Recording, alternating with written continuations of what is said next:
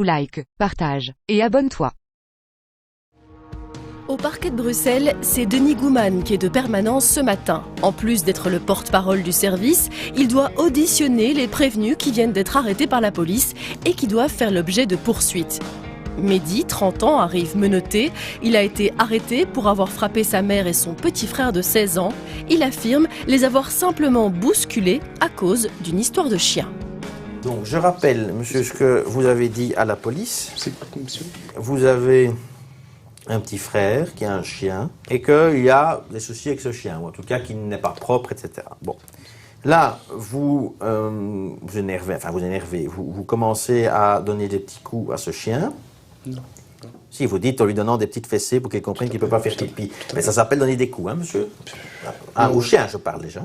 Bon, premièrement, monsieur, vous n'êtes pas d'accord? Non, je suis tout à fait d'accord. Okay. Mais c'est des petits 3 fessées comme ça. C'est ça, ok. Mon petit frère m'a agrippé par le bras en me disant de ne pas faire cela. Je l'ai repoussé du bras, il est parti en arrière. Il est revenu avec moi, avec ses yeux tout rouges, car il se fâchait. Ma mère l'a retenu par le bras en lui disant que j'avais raison. Finalement, mon frère et moi, on se tirait chacun par le bras avec ma mère au milieu. Finalement, je suis parti avec le chien et on s'est fait un gros câlin, moi et mon frère. C'est ce que vous avez dit par rapport à ces faits. Il va le dire à lui-même. Pardon? Même lui, il va le dire à lui-même. D'accord. Mehdi confirme avoir juste bousculé son petit frère qui s'était énervé après l'avoir vu corriger son chien qui avait fait ses besoins dans le salon. Mais le procureur a entre ses mains la déclaration du petit frère qui est tout autre. Je vais quand même lire ce que la déclaration de votre frère. Pendant le repas, tout s'est bien passé. Tout à fait. À un moment donné, il a pris le chien parce qu'il est venu sur le tapis de la maison. Ça, c'est exactement ce que vous avez dit, vous. Il a pissé sur Oui, le ça s'appelle uriner, monsieur. Uriner, En français correct, on dit uriner. Ah oui, tout à fait, bien sûr, monsieur. Il a voulu le frapper et je me suis interposé. Je lui ai dit qu'il n'avait pas à faire cela, il a déposé le chien et il m'a attrapé moi. Il a commencé à me porter des coups au visage et il m'a étranglé. Il a continué à me mettre des coups encore et encore.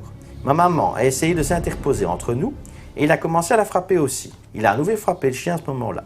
Il l'a embarqué avec lui et il est parti. Qu'est-ce que vous avez à dire par rapport à ça, monsieur? C'est mon petit frangin, c'est mon petit frère. Je ne peux pas le faire des coups qui pour moi. Ou bien. Je ne suis pas violent. On n'est pas violent, c'est jamais discuté, monsieur le procureur. Pour Mehdi, son petit frère exagère. Il ne l'a pas poursuivi dans la maison pour le frapper violemment. Il conteste ses déclarations. Ce n'est pas un homme violent, mais le procureur sort une autre carte de sa poche. Donc vous n'êtes pas quelqu'un violent d'ordinaire. Ça n'empêche pas d'être violent avec votre compagne. Non, ça... Ah si, oui ou non? C'est passé une fois. Mais c'est pas question, ça. Mais monsieur, je dis ça peut se passer. Quel intérêt que ça se passe une fois ou 10, la question n'est pas là. Vous êtes des... Oui, monsieur, vous buvez. Ça, c'était avant. Mehdi a déjà été arrêté quelques mois auparavant. Il est inculpé pour coups et blessures sur sa compagne. Vous devez suivre un programme lié aux violences intrafamiliales et vous devez suivre un psychologue, Tout à fait, monsieur. il y a tout ça, il y a tout. Et manifestement, ça porte pas vraiment ses fruits. Donc, franchement, je suis en train de suivre par le psychologue, mon Mais travail. ça porte pas vraiment ses fruits. Bien. Alors je vais vous dire autre chose, monsieur. Je vous écoute, Monsieur, je suis désolé de vous le dire, mais... Sois pas désolé, monsieur. Non, je suis désolé pour vous, finalement. Mehdi affirme être suivi par un psychologue depuis les coups portés à sa compagne. Cette fois, il n'a pas été violent avec son petit frère et sa mère. C'est un malentendu. Denis Gouman est lui persuadé qu'il ment et les certificats médicaux des victimes présumées sont édifiants. Je lis ici, c'est uniquement votre maman pour l'instant, hein, parce qu'on parlera de votre petit frère après. Tu sais, quand il était en train de... C'est pas Marque rougeâtre de 1 cm de largeur sur 7 cm de longueur côté gauche de la nuque. Marque de 7 cm de largeur et 3 cm de longueur au niveau de l'hémiface gauche. C'est les mains, on poussait, en Oui. poussant. Incapacité de travail, monsieur, du 28 février au 10 mars. Ça veut dire une bonne dizaine de jours. Votre petit frère, que vous avez soi-disant juste repoussé. Hématome visible au niveau de la nuque et du dos. 5, je parle. Je vous écoute. 5 marques rougeâtres de 1 cm de largeur sur 5 cm de longueur au niveau antérieur gauche et droit de la nuque. Au thorax, des marques rougeâtres de 2 cm sur 4 cm au niveau pectoral gauche. Au dos, marque rougeâtre de 5 cm au niveau supérieur du dos. Voilà la situation, monsieur. Alors, s'il vous plaît, je ne vais pas répéter 15 fois la même chose. Je vous écoute, monsieur. Soyez bien attentifs parce que cette réponse-là va être, je dirais, très importante à ce que vous allez me dire. Est-ce que ces deux personnes se sont fait ça toutes seules? Non, monsieur. Non, monsieur. Qui leur a fait ça? On se tenait. Qui leur a fait ça? J'étais là aussi, on était... Qui leur a fait ça, monsieur? Moi. Voilà. Mais Alors, j'étais pas en est-ce train qu'on peut un jour, un moment, prendre, monsieur, ses responsabilités dans la vie? Bien sûr que je suis en train de le faire, il m'aime bien et on est bien dans notre vie. Monsieur, c'est votre mère, c'est votre petit frère dont on parle. Je les aime, ils m'aiment. Oui, mais on n'aime pas en donnant des coups, monsieur. Ça s'appelle pas de l'amour, hein.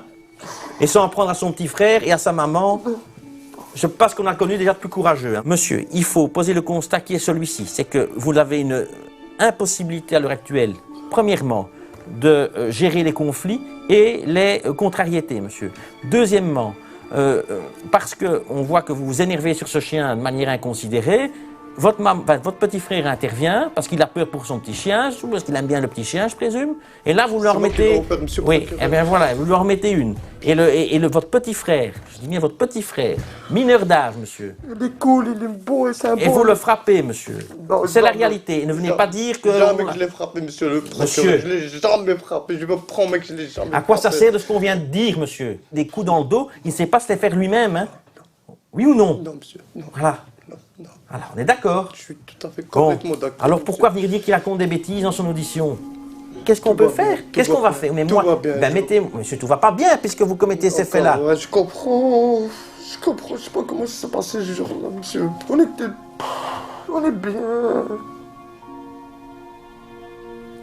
Alors, je regrette. oui, mais la question n'est pas que vous regrettiez. La question est de savoir ce qu'on va faire pour éviter que vous ayez des prochains regrets. Mehdi réalise qu'il risque gros. Il a déjà été condamné plusieurs fois par la justice, notamment pour vol et vente de stupéfiants. Il a évité la prison jusqu'ici. On fait du tourisme pénal, là. Hein. On est en train de visiter tous les aspects du code, monsieur. On a eu des vols, on a eu des stupéfiants. Maintenant, on a des coups et blessures. Non, si. Oui. Bien sûr, monsieur. On peut dire ce que vous voulez, mais... J'ai tout arrêté, je me promets que je suis quelqu'un qui va à la salle. Pas les coups, donc... non, les coups, si je suis pas violent, je me promets que je suis pas quelqu'un de violent. Vous l'avez été récemment. Ah oui, mais bon, quoi? Je vais plus recommencer, monsieur le procureur. Je veux plus recommencer ça. Je présume, monsieur, qu'en 2007... lorsque vous avez une peine de travail de 250 heures, vous avez dit que c'était la dernière fois. Quand vous avez été condamné pour des stupéfiants en 2014, sans doute que c'était la dernière fois. Et quand vous avez été condamné en 2015 et 2017 pour des vols, c'était aussi la dernière fois.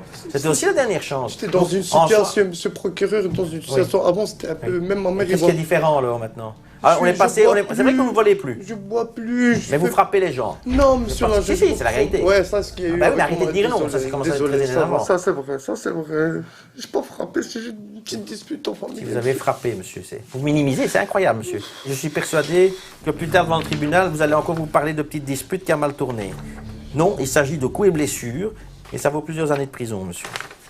Ça va gâcher ma vie, ça va gâcher ma vie. Ah oui, monsieur, mais ça, il faut réfléchir avant. Vous savez, ça, il y a plein de gens... Franchement, je demande juste, vous, déjà devant vous, monsieur, vous ne croyez pas qu'on se dispute, on est de famille sucre, c'est juste la dernière fois on s'est disputé, c'était un peu hardcore, voilà, je comprends, mais je regrette tout ce qu'il y a eu. La dernière question que je vous pose, ce sera, on l'a déjà posé 3 fois, mais je pose une dernière fois. Est-ce que oui ou non, il y a des coups qui ont été portés à votre petit frère et à votre maman? Ouais, on s'est disputé, monsieur. D'abord, moi et mon petit frère. Est-ce que oui ou non, il y a eu des coups portés à votre maman et à votre petit frère? Oui, monsieur le procureur, oui, monsieur. Oui, monsieur. Vous avez ma parole, monsieur. Eh bien, voilà. Le jeune homme est finalement passé aux aveux. Denis Gouman décide de le relâcher, mais de le renvoyer devant le tribunal correctionnel pour ses faits de coups et blessures. À la sortie du parquet, Mehdi est soulagé de repartir libre. Il m'a laissé dernière chance.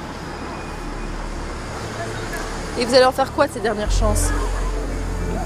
Ben, je ferai mon mieux, je vais continuer mes bails quoi, parce que je suis en train de refaire ma vie là. C'est juste voilà, j'ai eu une petite dispute familiale, voilà, c'est un peu... Heureusement qu'il y a la justice quoi. Tu vois, sinon le monde est pas parti en couille quoi. Mais ça va, voilà, je sais par où je vais commencer. C'est la vie, c'est la vie. Mehdi a maintenant 2 mois pour préparer sa défense. Il risque 2 ans de prison. Nous le retrouverons plus tard au tribunal correctionnel de Bruxelles. Direction la province de Liège pour assister à l'audience du juge Marco Osena dans le tribunal de police de Verviers. Voilà. C'est magique quand même. C'est magique. Juge depuis maintenant 5 ans, après avoir été avocat, Marco Osena garde sa bonne humeur. Vous êtes un peu 3 petits points aujourd'hui, maître Thomas. Non, pas du tout, monsieur le président. Malgré les journées chargées et les justiciables pas toujours coopérants. semblez pas avoir compris. C'est au tour de Robert de se présenter face au juge. Il a percuté le scooter de Yacine qui lui réclame les frais de réparation. Donc monsieur ici présent réclame les dommages à son véhicule. Ce n'est pas catastrophique, mais enfin, 277,83 € suivant un rapport d'expertise. Ouais. Donc, on a un document qui justifie en tout cas le montant des dommages. Donc, monsieur, je vous donne acte de votre réclamation et j'en tiendrai compte au moment de l'établissement du jugement. D'accord ? Or, je reviens à vous, monsieur. Vous êtes poursuivi pour des infractions de roulage et ne pas avoir été titulaire d'un permis de conduire.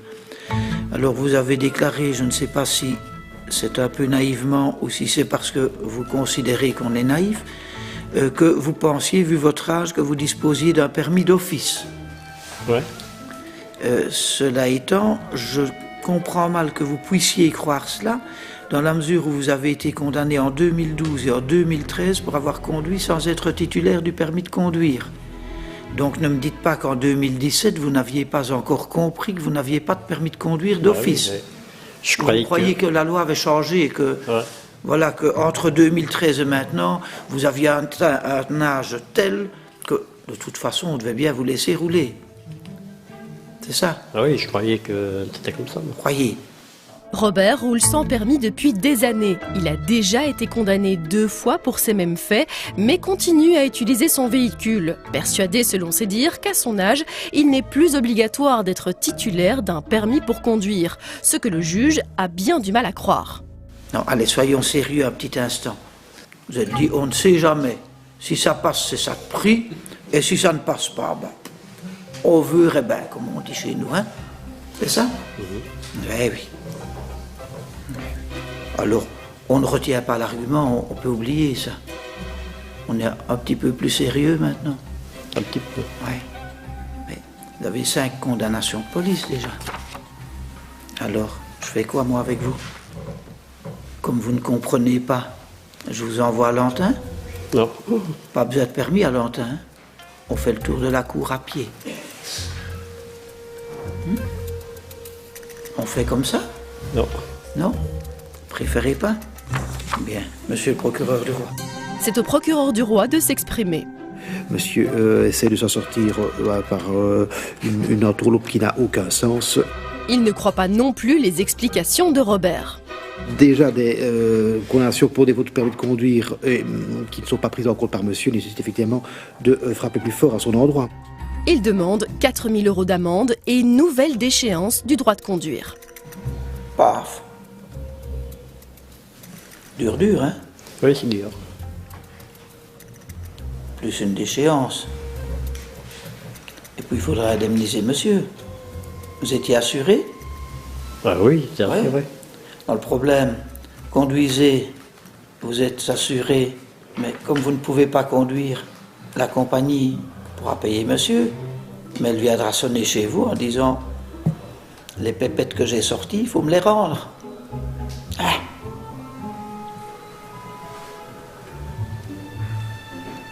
Et vous me dites quoi pour tout ça? Je sais pas. Vous savez pas? Vous voulez travailler au lieu des amendes? Non, je suis au chômage. Vous êtes au chômage, bah, donc vous avez bien le temps, vous avez 2 bras, 2 jambes, vous savez travailler. Oui. Donc puisque vous n'avez pas de travail chômeur, vous êtes en principe chercheur d'emploi. Et moi je vous en trouve. Magnifique ça, hein? On est fait pour s'entendre, nous deux. Ne revenez quand même pas trop souvent. Non. Je vous envoie pas au Club Med. Hein? Vous avez leur un petit sourire en coin en disant cause toujours tu m'intéresses. Clément, le juge, propose une peine de travail à Robert, mais son attitude désinvolte commence à agacer le procureur du roi qui propose d'ajouter une peine de prison si Robert n'effectue pas ses heures. Peine de prison, hein, comme peine subsidiaire Ah, aussi. mais malheureusement je sais ce qu'on en fait. Et puis je vais vous faire aller un petit peu à pied, parce que je vais vous déchoir pour tout véhicule, même ceux pour lesquels il ne faut pas un permis. Boum. Hein? Comme ça, vous verrez un petit peu les environs, vous aurez le temps de regarder le paysage, ça fera du bien pour votre condition physique. Bien. Robert repart finalement avec une peine de travail de 116 heures d'un retrait de permis de 3 mois et il devra rembourser près de 280 € de frais de réparation à sa victime, en plus des frais de justice.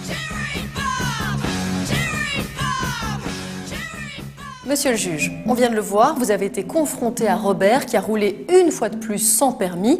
Ils sont de plus en plus nombreux à prendre le volant alors qu'ils sont déchus. Alors que faut-il faire? Est-ce qu'il faut être plus sévère encore? Les possibilités existent sur un plan législatif puisque les peines vont de l'emprisonnement à la déchéance du droit de conduire en passant par l'amende, la peine de travail.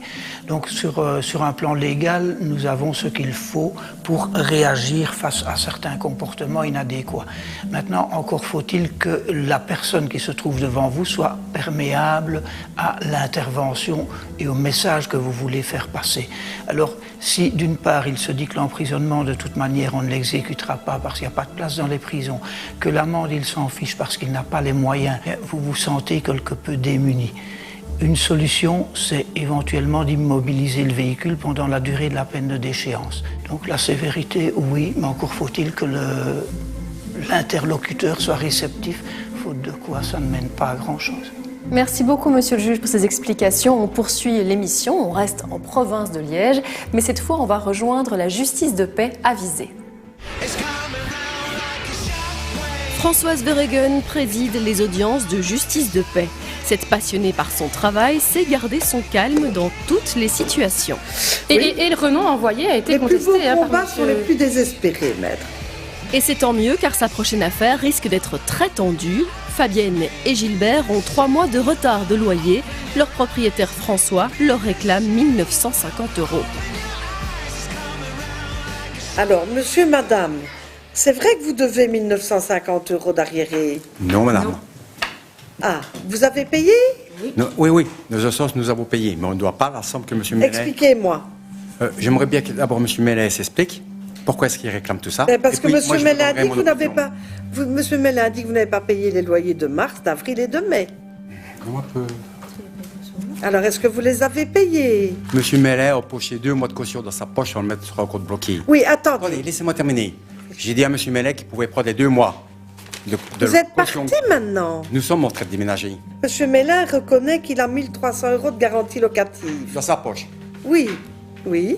Et alors? D'accord. Oui. Ces 2 mois-là, c'est pour le mois de mars et avril. Ah, vous ne pouvez pas? Monsieur Mellet se permet bien de le mettre dans sa poche. Mais attendez, madame le juge, c'est pas tout. Monsieur, la garantie locative, elle sert par priorité à garantir les éventuels dégâts locatifs. Écoutez-moi, c'est bien. On ne peut parler d'absence ou de présence de dégâts locatifs que quand les locataires ont totalement quitté les lieux. La garantie locative doit d'abord servir à couvrir d'éventuels dégâts locatifs. Mais c'est impossible à évaluer car Fabienne et Gilbert occupent toujours le bien. François veut que ses locataires quittent les lieux au plus vite. Mais attendez, madame le juge. Avant tout, il y a une chose qu'il faut bien mettre l'église au milieu du village.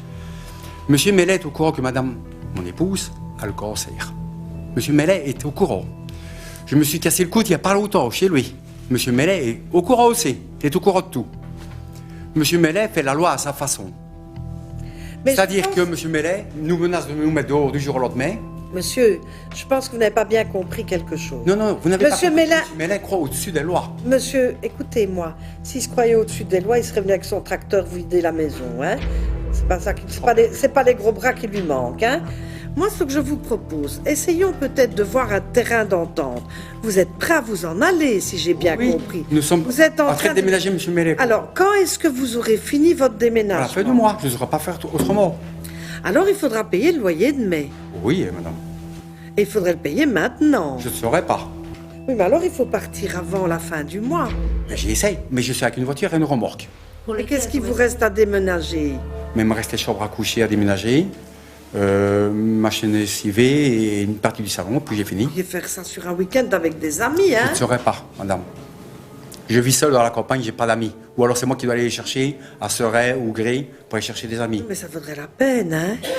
Nous, on sera parti pour le 15. On va essayer pour le 15. Bon, parce que si vous êtes parti pour le 15, je pourrais dire à Monsieur Mélin, prenez un demi-loyer de mai, peut-être qu'il acceptera. Non. Moi, je n'accepterai pas de toute façon de payer quoi que ce soit parce qu'il y a autre chose. Ah. J'aimerais bien que M. Mellet en parle. Qu'est-ce qu'il y a d'autre? Et il a cassé mon bail pour une raison. Allez. J'aimerais bien que M. Mellet dise la raison. Mais expliquez-moi. vous. Non, j'aimerais bien que M. Mellet le dise. Mais monsieur, de toute façon, il pourrait demander de casser le bail à votre tort parce que vous n'avez Non, pas payé le madame, loyer. il a cassé mon bail, je vais vous dire pourquoi. Parce que M. Mellet est un voleur. Et je le dis devant la cour, c'est un voleur. Pourquoi? Il me vole mon courant, madame. Gilbert accuse son propriétaire de lui voler son courant. Comment la juge va-t-elle faire la lumière sur ce dossier et calmer Gilbert, prêt à en découdre? Je le dis devant le juge, je ne me gênerai pas de vous trouver et vous aurez éclaté la tête. Dans un instant, nous retrouverons aussi Mehdi, accusé d'avoir porté des coups à sa mère et à son petit frère. Qu'est-ce qu'on peut faire? Qu'est-ce qu'on va faire? Mais moi, ben mettez, monsieur, tout va pas bien puisque vous commettez ces faits-là. Ouais, je comprends. Il nie et doit se défendre face au juge Luc Hénard, On peut le présenter comme on veut, il n'en demeure pas moins que ça s'appelle des coups. qui lui non plus n'est pas au bout de ses surprises. En fait, vous avancez avec un pistolet sur la tempe.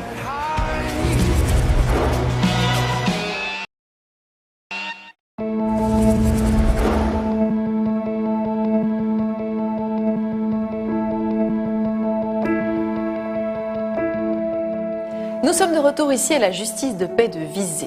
Gilbert et Fabienne doivent quitter leur appartement car ils ne payent plus leur loyer. Ils doivent 1 950 € à leur propriétaire François. Mais Gilbert et Fabienne refusent de payer car ils accusent leur propriétaire de leur voler de l'électricité. Moi, je n'accepterai pas de toute façon de payer quoi que ce soit parce qu'il y a autre chose. Ah, J'aimerais bien que M. Mellet en parle. qu'est-ce qu'il y a d'autre? Et il a cassé mon bail pour une raison. Allez. J'aimerais bien que M. Mellet dise la raison. Mais expliquez-moi. vous. Non, j'aimerais bien que M. Mellet le dise. Mais monsieur, de toute façon, il pourrait demander de casser le bail à votre tort parce que vous n'avez Non, pas payé madame, le loyer. il a cassé mon bail, je vais vous dire pourquoi. Parce que M. Mellet est un voleur. Et je le dis devant la cour, c'est un voleur. Pourquoi? Il me vole mon courant, madame. J'ai téléphoné à la société Reza. Et ça me met en colère. M. Mellet a le droit de ponter un câble électrique de mon compteur à sa grange ou son ouvrier, entre guillemets, fait les travaux sur mon courant. Et ça me met en colère. Quand j'ai été trouver son ouvrier en disant non, je ne suis pas d'accord qu'il fasse des travaux sur mon courant, M. Mellet directement est arrivé en me disant monsieur, vous n'êtes pas content, allez vivre à la velle. Vous trouvez normal, vous, que M. Mellet me vole le courant?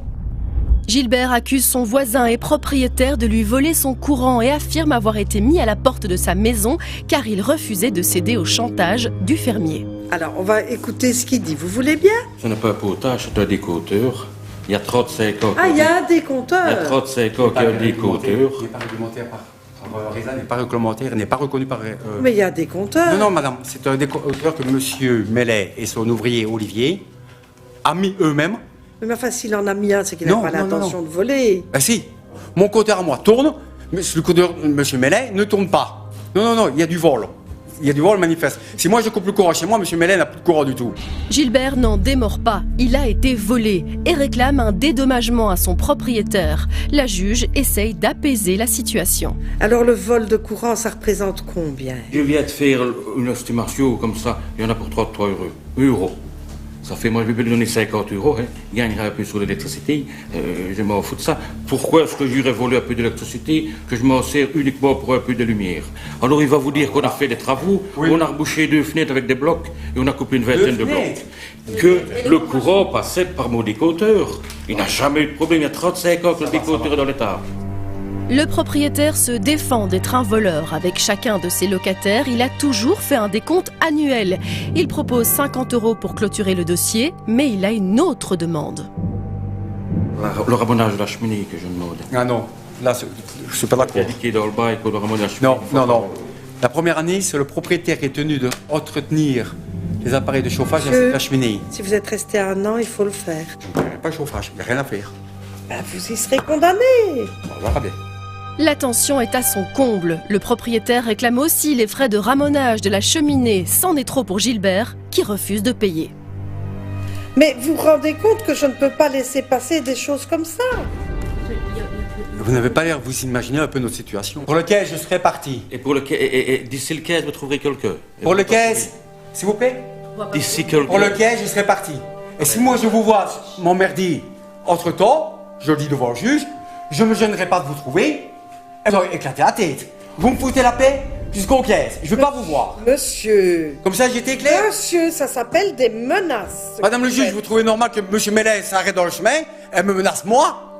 Monsieur. Et le courageux, hein? Monsieur, vous l'avez traité de voleur, vous menacez de lui casser la tête. Tout ça, vous savez que ce sont des infractions Madame, pénales. qui me laisse Monsieur, rappeler aux caisses. vous savez que ce sont des infractions pénales et vous avez bien de la chance que je ne dénonce pas les faits au parquet. Donc, prenez-le un ton plus bas, s'il vous plaît. Madame le juge, vous devez respecter la loi.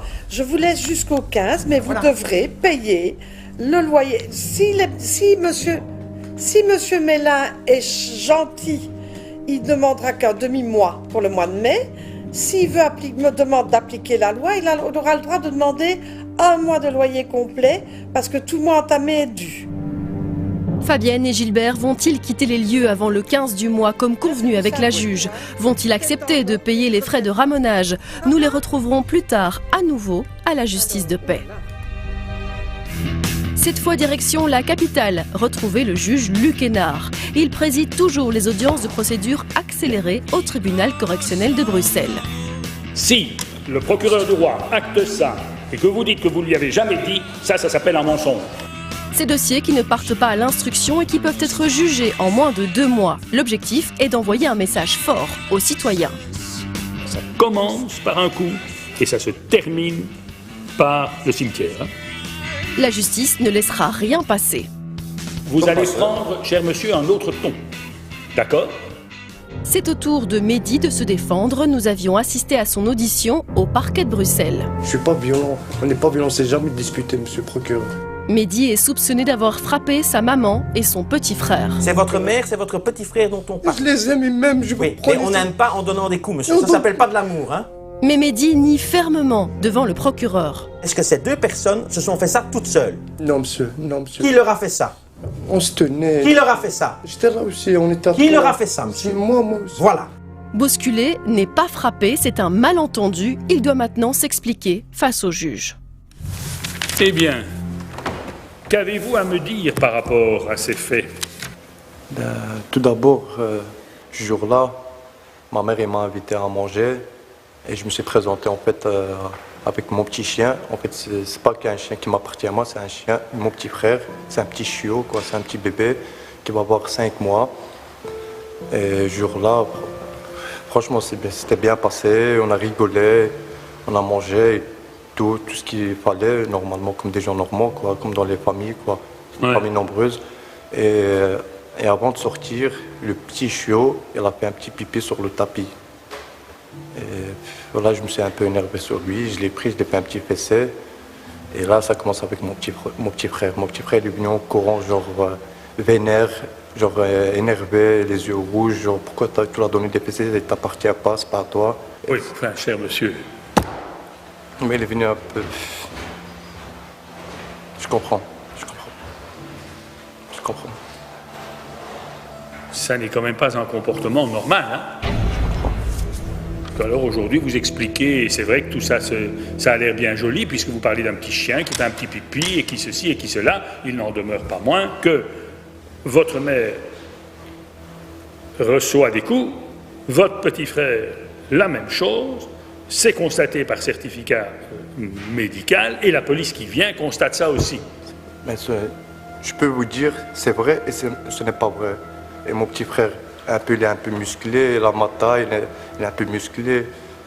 On va dire, il est un peu balèze. Je l'ai attrapé par son cou. Pourquoi? Parce qu'il m'a fait peur ce jour-là. Genre, je ne l'ai jamais vu comme ça. Il était vénère contre moi. Pourquoi? Parce que voilà, c'est à cause du chien. Je l'ai attrapé, je l'ai poussé d'un coup. Oui, votre mère. Et ma mère, c'est là qu'elle est venue, au milieu, c'est entre nous. Mais bien sûr, mais pourquoi? À l'égard de votre mère, pourquoi avez-vous eu ce comportement-là? Mon petit frère, il ne veut pas lâcher l'affaire et moi aussi, je ne voulais pas lâcher l'affaire, c'est vrai. Et là, ça tombe. Mais monsieur, ça fait beaucoup de mots autour de tout ça, mais il n'en demeure pas moins que le comportement qu'on vous reproche, ce sont des coups. C'était pas des coups, voilà, je l'ai poussé. C'est là que ma mère elle est venue, je l'ai attrapé par ses mains, il m'attrape, il me pousse, je la pousse. C'est là que ça commence un peu dégénérer. On peut le présenter comme on veut, il n'en demeure pas moins que ça s'appelle des coups. C'est la première fois que nous arrive ça, c'est la première fois que nous arrive ça. Oui, c'est une fois de trop. C'est vrai, Bon. c'est vrai, C'est tout à fait. Mehdi nie toujours avoir été violent. Il a juste bousculé son frère qui lui a fait peur. Sa mère qui s'est interposée a été un peu malmenée, mais sans plus. Mais des certificats médicaux attestent de nombreuses traces de coups sur les victimes. Je peux vous dire encore une petite phrase. Le jour-là, quand ma mère l'a ramenée à l'hôpital, comme vous dites, certificat médical et tout ça, elle est avec moi, il peut vous dire ce qu'il y a eu. Pourquoi? Parce qu'elle était déjà un peu mal. Elle avait des petits trucs à son doigt, elle était déjà cassée, mais elle n'a jamais été à l'hôpital. Et voilà, franchement, je peux pas, c'est ma mère, je peux pas. C'est pas rassurant, c'est votre mère, et indépendamment de la circonstance que ce soit votre mère et tout le respect que vous exprimez à son égard, il y a un problème, c'est que vous l'avez malmenée cette fois-là. Alors bien sûr, elle est ici, et elle va sans doute dire qu'elle vous adore comme garçon. Ça, on a l'habitude. On a l'habitude, c'est toujours la même chose. Tout ça, ce sont des mots. Ce qu'il m'a expliqué, là, Toto, voilà, et depuis, parce que même elle, ils se retrouvent ici, il me dit, je comprends pas. Non mais, cher monsieur, quand heureusement que elle ou ils sont allés à l'hôpital, ont fait la constatation et que vous êtes aujourd'hui devant le tribunal correctionnel. Parce qu'au moins, ce sera un rappel à l'ordre.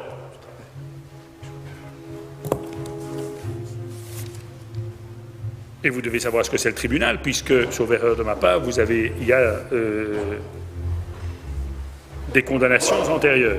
Mehdi a déjà été condamné plusieurs fois par la justice pour vol et pour vente de stupéfiants. Et dans une autre affaire en cours, il est inculpé pour coups et blessures sur sa compagne. Et donc, on fait quoi? Alors de nouveau, c'est vrai que vous avez en tout cas l'apparence d'un être plutôt doux, plutôt correct, mais il n'en demeure pas moins que...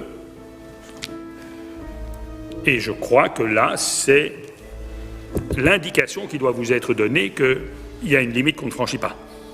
Je suis complètement d'accord avec vous, Monsieur le Président.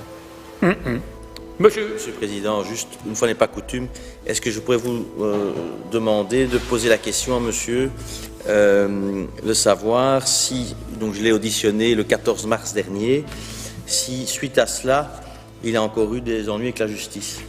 Ça va, franchement, je suis en train de... Non, mais expliquez, non, monsieur. Je comprends. Expliquez, monsieur. Monsieur le Président ne sait pas. Je suis en train de faire tout pour pas gaucher ma vie. Je suis en train de me faire suivre par un psychologue.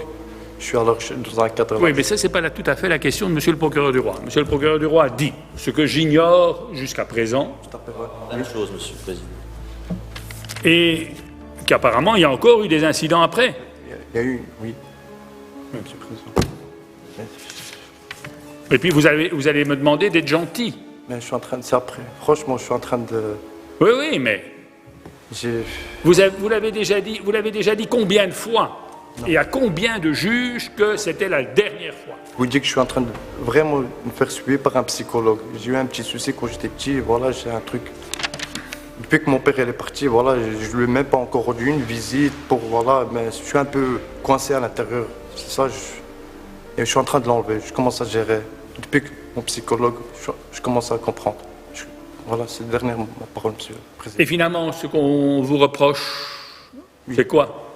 Si vous voulez, lorsque vous me donnez la parole, je vais vous faire peut-être le... Oui, tant qu'à faire. Ce sera peut-être plus fluide. Je pense que ce sera, voilà, bien, un petit peu plus clair. Je reviens éventuellement vers vous dans quelques instants. Mehdi, qui jure ne pas comprendre pourquoi on le qualifie d'homme violent, a en fait à nouveau été arrêté pour des faits de même nature. Monsieur le procureur du roi. Je vous remercie, monsieur le Président. En ce qui concerne finalement les faits que vous avez à connaître aujourd'hui, ils sont assez clairs, ils ne prendront pas spécialement de temps à vous les exposer, à savoir le fait pour monsieur d'avoir donné des coups à sa mère et à son frère dans un contexte qu'on vous a expliqué, à savoir ce problème d'éducation du petit chiot. Moins de 10 jours après cela, monsieur fait l'objet d'une nouvelle instruction, parce qu'il y a des nouveaux faits de violence et de coups et blessures qui ont été effectués. J'auditionne monsieur, il m'explique qu'il est désolé, il pleure dans mon bureau, et moins de 10 jours plus tard, je dis, c'est à peine si mes collègues ne sont pas moqués de moi, monsieur le Président, en disant, regarde, maintenant, monsieur est de retour. C'est quand même hallucinant. Moi, je ne sais, moi ici, je suis désarmé par rapport à cette situation-là, en tout cas pour l'avenir, et je n'ai absolument plus confiance, je suis désolé de vous le dire, quant à ses volontés de s'amender et de faire plein de choses qui permettront d'adopter son comportement. Voilà quelqu'un qui manifestement, et qui vous dit qu'il n'est pas violent. Hein. Si en 6 mois, on a 2 instructions, une comparution devant le tribunal. Le procureur du roi est excédé par l'attitude de Mehdi. Il réclame 2 ans de prison. Merci, monsieur le procureur du roi. Alors, monsieur, il a rappelé vos larmes de crocodile quand vous étiez devant lui. Moi, je veux pas vous pousser la tête sous l'eau, mais on fait quoi? Je sais que je ne plus jamais. Dans l'état actuel des choses, il y a une destination, et le ticket, je peux vous le signer tout de suite si vous voulez, c'est Forêt-Plage ou Saint-Gilles. Hein? Je ne sais pas quoi vous dire. Ben, à part l'avion, c'est pas pour moi la violence, monsieur le président. C'est pas pour moi. C'est pas pour moi. Je suis pas en train de vous, je sais pas quoi. C'est pas pour moi. C'est pas pour moi la violence. Je vous promets que c'est pas moi. Alors, est-ce que vous réfléchissez à un suivi? Oui, monsieur. Bien sûr, monsieur. Bien sûr. Je peux vous donner un papier, monsieur le président. Il vaut mieux me donner un papier qu'un coup. Mehdi sait qu'il risque gros. Il présente alors au juge un papier qui prouve qu'il est suivi par un psychologue. Cadre de sa libération sous condition, je présume. C'est pas vous qui avez décidé d'aller, c'est parce qu'un juge d'instruction vous a remis en liberté en disant vous allez aller. Oui, tout à fait. Oui. C'est ça? Oui, oui, monsieur le président. Oui, monsieur le président. Non, vous aurez compris la nuance que je veux faire. Je comprends. L'initiative, quand elle ne vient pas de vous, en fait, vous avancez avec un pistolet sur la tempe. Vous ne vous dites pas que vous allez prendre l'initiative. Et ça, c'est un peu problématique. Mehdi est inculpé pour coups et blessures sur sa compagne et dans l'attente de son procès dans cette affaire, il est dans l'obligation de voir un psychologue. C'est plus pour moi, c'est pas pour moi la violence. Je prends en tout cas note de votre souhait d'un suivi de ce type-là. Oui, monsieur. Je parle d'un suivi psychologique. Maintenant, vous allez finir par avoir tous les psychologues de Belgique qui vont vous suivre parce qu'avec le nombre de conditions qu'on vous a déjà imposées, on ne va pas s'en sortir. Hein. Quelle décision va prendre le juge Luc Hénard? Mehdi, qui a déjà été condamné plusieurs fois par la justice, évitera-t-il la prison dans cette affaire? Le juge va-t-il croire ses explications? 2 semaines plus tard, Mehdi vient prendre connaissance de son jugement. Il importe de rappeler que c'est à la suite d'un événement très banal, le pipi d'un petit chien sur le tapis, que le prévenu s'est montré violent à l'égard de son petit frère qui trouvait trop sévère la correction infligée à l'animal et ensuite à l'égard de sa maman qui s'est interposée entre ses 2 fils. Si les pleurs du prévenu devant le procureur du roi et l'attitude conciliante de l'intéressé à l'audience apparaissent de circonstance et ne sont dès lors que peu convaincants, la violence dont fait montre le prévenu à l'égard de ses proches, ce qui constitue une dimension nouvelle dans son comportement, doit être canalisée. Mehdi est finalement condamné à 1 an de prison et 400 € d'amende, mais avec un sursis de 3 ans pour la totalité de sa peine s'il est suivi par un psychologue pour régler ses problèmes de violence. Au revoir. Bien. Regardez cette vidéo et surtout like, partage et abonne-toi. J'ai même plus besoin de parler. Waouh, l'intelligence artificielle qui fait tout le taf pour nous là.